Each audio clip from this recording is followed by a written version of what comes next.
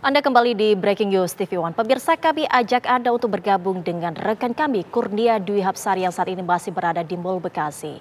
Kurnia, apakah di sana masih banyak penjual yang tengah mengangkat barang-barang di sana? Ya, berita dan juga pemirsa, saat ini manajemen dari Mega Bekasi Hypermall terus berupaya agar banjir yang merendam pusat perbelanjaan ini cepat surut, yaitu dengan mengaktifkan satu genset agar menutup air dan yang merendam pusat perbelanjaan ini. Dan ini bisa kami gambarkan jika tadi memang banyak pemilik toko ataupun karyawannya ini mencari barang-barang dagangan mereka yang terbawa banjir ataupun hanyut. Namun saat ini sudah tidak ada lagi pemilik yang mencari barang-barang. Ini saat ini sedang dilakukan pembersihan oleh pihak manajemen dibantu oleh security ataupun pihak keamanan agar barang-barang yang dinyatakan sudah tidak lagi terpakai oleh pihak pemilik toko maupun tenan-tenan ini dapat segera dibuang ataupun dibersihkan, diangkut agar nantinya jika memang banjir ini sudah surut, maka lokasi ataupun basement ini bisa bersih. Saat ini masih terus dilakukan upaya untuk membersihkan area sampah yang menumpuk ini oleh pihak dari keamanan maupun pihak manajemen. Kalau dilihat, memang banjir yang merendam pusat perbelanjaan Mega Bekasi Hypermall ini sudah berangsur surut, namun memang belum surutnya ini masih terbilang tinggi karena ketinggiannya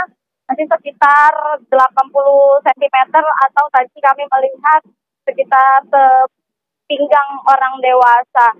Dan memang pada hari ini, hari kedua setelah banjir, banyak pemilik toko yang masih terus berdatangan ke tempat ini untuk melihat seperti apa kondisi terkini dari lokasi ataupun tempat mereka berbelanja berjualan, namun memang tidak bisa untuk masuk ke area dalam toko karena kondisi di dalam ataupun di basement tempat mereka berjualan juga masih banjir, sehingga mereka hanya bisa melihat kondisi toko saja dan berharap memang dari pihak manajemen ini bisa segera membantu ataupun mengoptimalkan agar banjir di Mall Bekasi ini bisa cepat surut. Bukan hanya itu saja, dan pemilik toko memang berharap bisa beraktivitas kembali menjual barang-barang dagangan mereka. Terlebih ini toko-toko yang terdampak dari banjir di lantai dasar ini, lantai basement ini kebanyakan menjual pakaian dan juga sepatu, fashion, di mana saat ini merupakan momen bulan Ramadan. Tadi pemilik toko mengatakan banyak yang baru saja berbelanja ataupun menyetop produk-produk mereka, namun karena kemarin banjir itu datang dengan cepat sampai masuk ke area basement mall ini, mereka akhirnya... Nanti akan kami kembali update informasi dari Anda. Baik, akan kami update segera informasi dari Anda, namun kami akan bergabung terlebih dahulu. Sudah ada bersama kami secara daring Pak Wakil Direktur RSUD Bekasi bersama dengan Pak Arief. Selamat pagi Pak Arief. Assalamualaikum warahmatullahi wabarakatuh. Saya Wakil Wali Kota Bekasi bersama Pak Direktur Rumah Sakit Umum Daerah Kota Bekasi, Pak Kusnanto. Baik, baik. Pak Wali Kota dan juga Pak Wakil Direktur mungkin bisa... Baik, Pak Wakil Wali Kota dan juga Pak Wakil Direktur RSUD Bekasi mungkin bisa digambarkan kepada kami situasi terkini di RSUD Bekasi saat ini? Alhamdulillah saat ini memang kemarin itu terendam banyak sehingga kita harus mematikan listrik. Dan sekarang walaupun dengan kondisi yang belum maksimal, tetapi teman-teman dari RSUD telah berupaya untuk tidak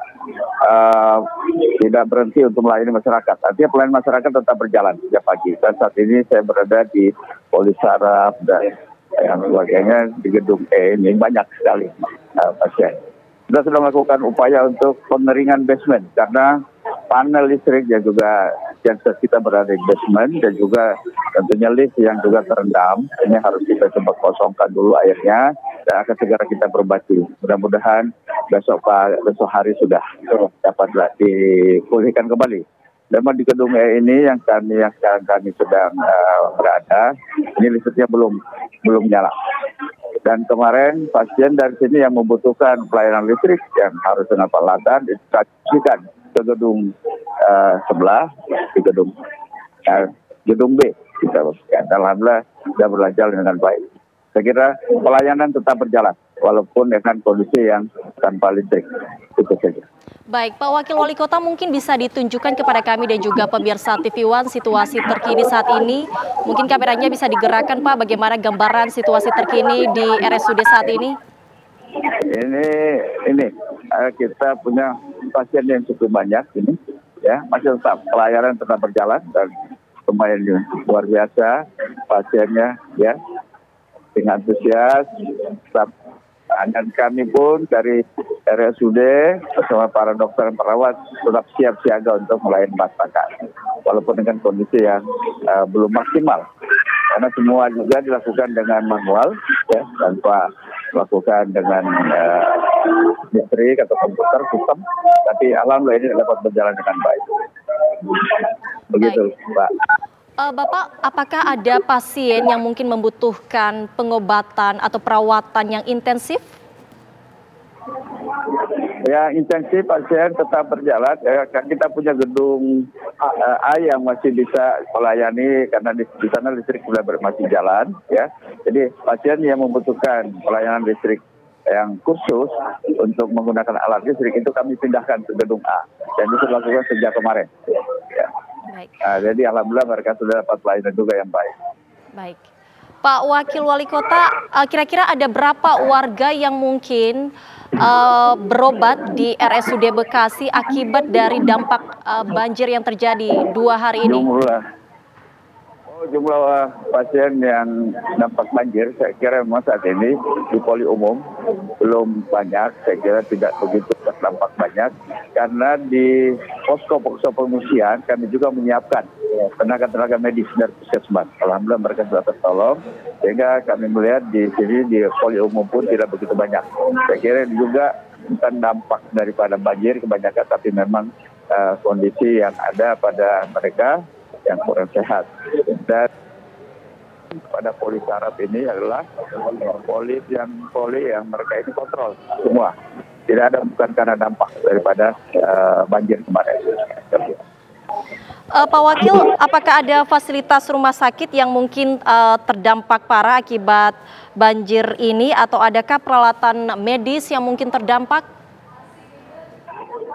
Nah, alhamdulillah kemarin ketika banjir sudah masuk agak tinggi, dari Pak Kusnanto selaku Direktur Rumah Sakit beserta para staf dan teknisi telah mematikan alat-alat yang memang harus kita matikan, karena nanti kalau terpengaruh dengan air bisa rusak, seperti alat-alat MRI, scan semua sudah kita matikan. Jadi alhamdulillah kita terhadap alat-alat besar, alat-alat canggih yang ada di sini tetap dalam kondisi yang baik, karena kita sudah mematikan dulu listrik yang ada di rumah sakit umum daerah ini.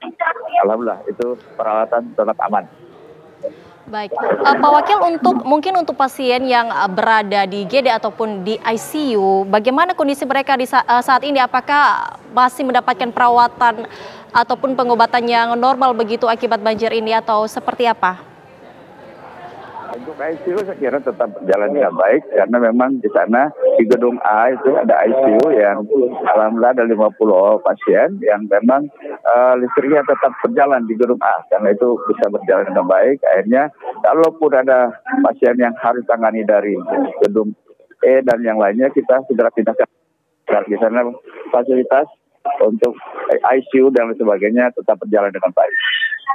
Baik, Pak Wakil, apakah ada pasien yang mungkin harus dipindahkan ke rumah sakit lain karena mungkin bertambahnya jumlah pasien di RSUD Bekasi?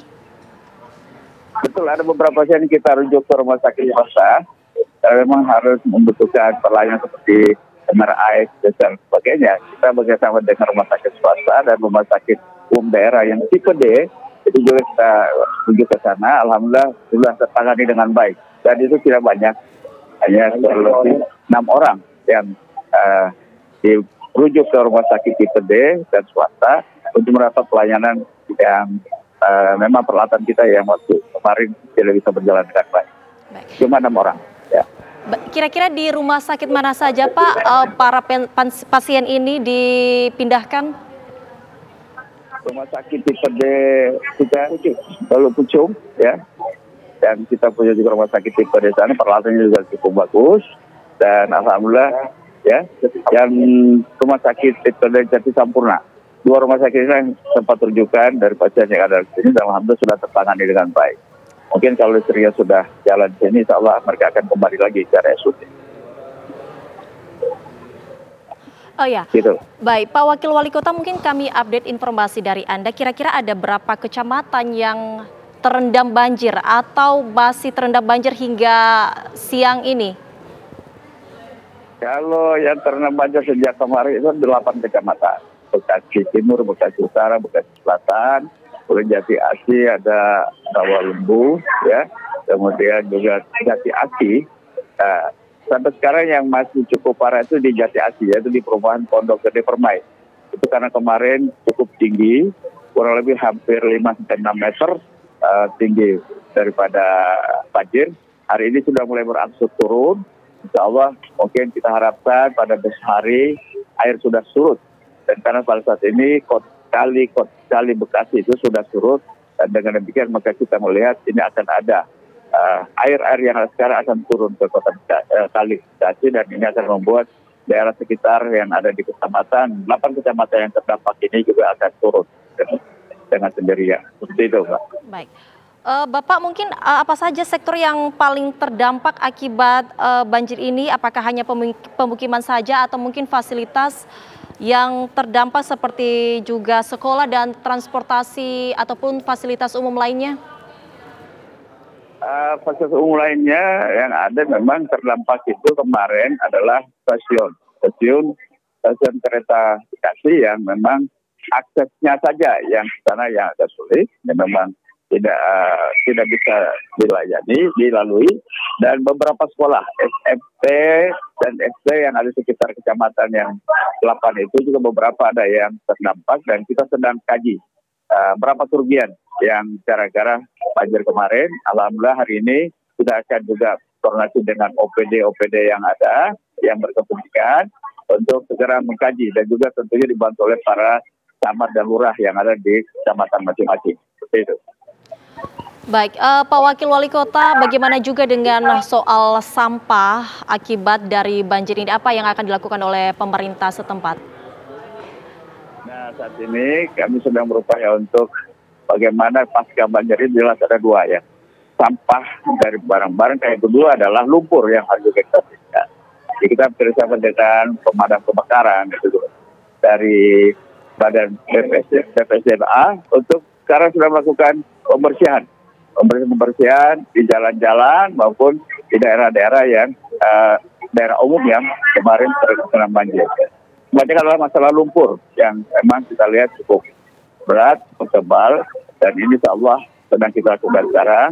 Bahkan di kantor pemerintah Kota Bekasi pun terendam dan lumpur cukup besar, cukup banyak. Ini sudah mulai dibersihkan, dan juga tentunya di Jalan Ahmad Yani depan kantor pemerintah Kota Bekasi juga sudah mulai dibersihkan.